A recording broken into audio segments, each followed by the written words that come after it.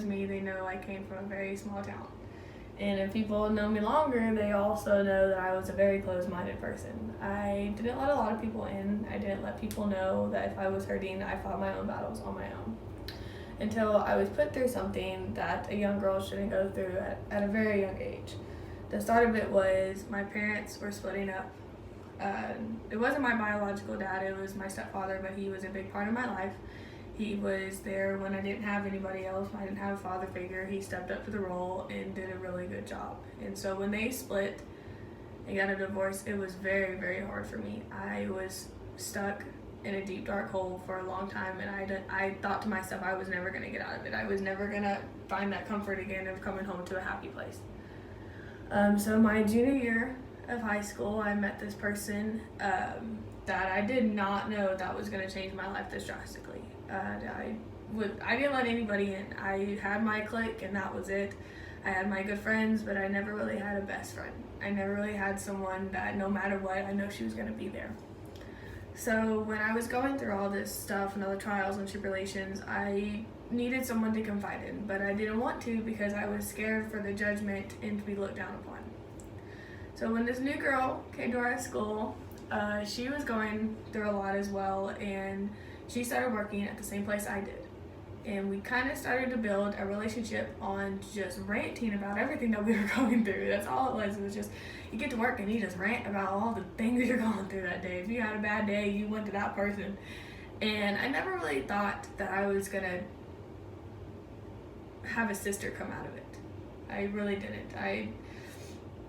And so when we started hanging out, it started to become an everyday thing. She was at my house, I was at her house, I saw her at school, saw her at work, we were together all the time. And so when I was digging myself in this hole, I started getting into drugs and alcohol and disobeying my mom. I was just going down a really windy road and with a lot of bumps in it. I didn't know how to pull myself out of it. I just thought I was just going to be here for the rest of my life, and there was no getting out of it.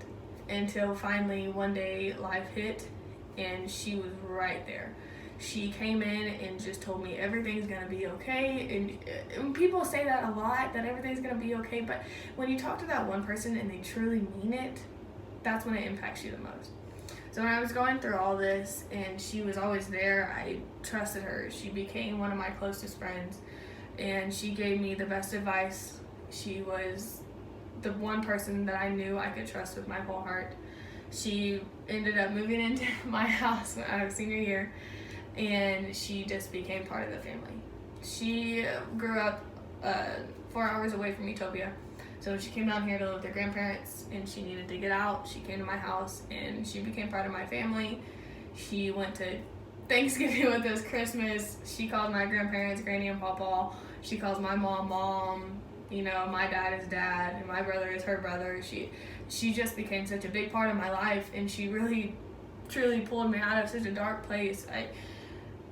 I really see it as a blessing in disguise, because without her, I don't think I'd be the strong person I am today, going through what I went through at such a young age. I had to make really adult decisions, and she really helped me with that.